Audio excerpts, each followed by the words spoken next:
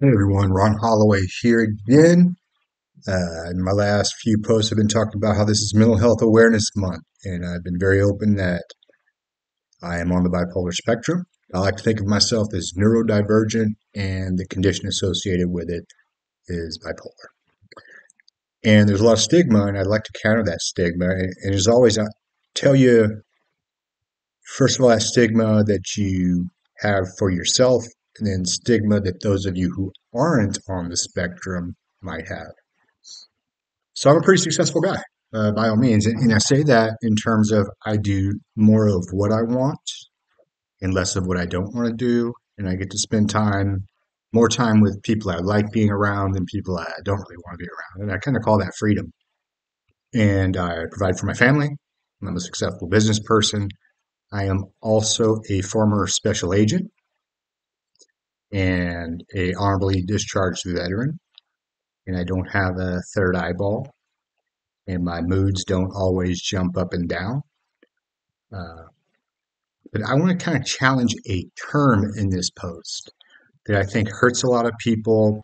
If you're a parent of a kid with a mental health condition, if you have it, one of my superpowers is reframing. I'm going to reframe a term that we hear if you go into therapy, and that is coping skills. Now, when someone says to you, you have to learn coping skills, that implies you're going to suffer and just be able to cope for the rest of your life. And what are those coping skills?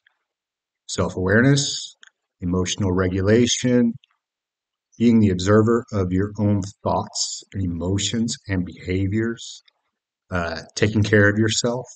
Well, guess what? Those are not just coping skills. Those are self-mastery skills.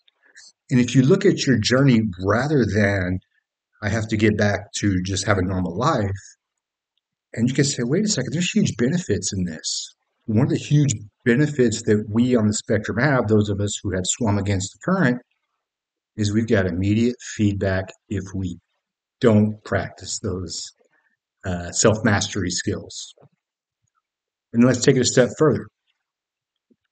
One of the best indicators studies have shown of success is emotional intelligence. So let's look at that for a minute. What is emotional intelligence? Well, they bring it down across four things: self awareness, emotional regulation, empathy, and the ability to communicate in such a way that you can get someone into a conducive state to help them, influence them, what have you. That's exactly what we have on the bipolar spectrum. Is we had to be self-aware, we had to keep ourselves cool, which is a very useful skill when the rest of the world's going crazy and buying toilet paper. Then we naturally have a lot of empathy. One of our challenges is we feel everything. Makes us very good writers, makes us good leaders, but it's also tiring. But we have that empathy. And then our moods can be infectious. And sometimes other people just tune into that, our facial expressions. And those are success factors. Those are success tools, characteristics, traits, whatever you want to call them. So if you're on the journey, or as I call it, the crucible, keep moving forward and reframe it that this is actually good for me as a human in my personal development in the limited number of summers I have on this planet. All right, guys, stay strong, keep hope alive, and the best way to challenge stigmas is comport yourself with dignity, and nothing says success like success.